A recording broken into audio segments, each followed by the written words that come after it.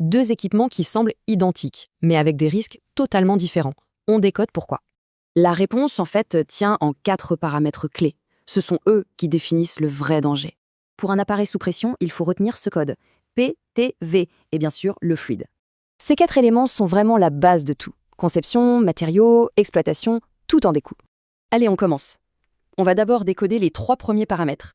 Pression, température et volume. D'abord, la pression. Plus elle est haute, plus l'énergie stockée à l'intérieur est énorme. Du coup, une fuite devient bien plus agressive et une rupture potentiellement beaucoup plus critique. Passons à la température. Elle impacte les matériaux et crée des dangers directs, comme les brûlures. Dans le froid extrême, on a la fragilisation du matériel et les brûlures cryogéniques. 2 risques majeurs. Maintenant, le volume. Un grand volume stocke plus d'énergie. Le risque augmente, même à pression modérée. Ok, maintenant parlons du facteur le plus souvent sous-estimé, le fluide lui-même. Parce que la nature du fluide, ça change absolument tout au profil de risque. C'est une évidence ici. Un gaz inflammable, risque d'ignition. La vapeur, risque de brûlure grave. L'oxygène peut enflammer les matériaux. Bon, connaître les paramètres, c'est bien. Voyons maintenant comment éviter les pièges courants sur le terrain. Alors, les erreurs à éviter.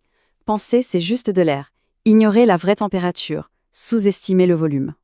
Et surtout changer le fluide sans émosser, ou encore se fier à une seule et unique mesure. Alors, comment être sûr sur le terrain? Voici une mini checklist. D'abord, quelles sont les plages P et T? Petit ou grand volume? Quel fluide et ses dangers? Les protections sont en place? La doc est à jour? Et bien sûr, un rappel essentiel, sécurité et conformité suivent toujours les standards et la réglementation. Allez, pour finir, on résume tout ça en un mémo de sécurité simple et efficace. Retenez juste ça. PTV, fluide. C'est un peu le code PIN du risque pour tout appareil à pression. Et je termine avec une question.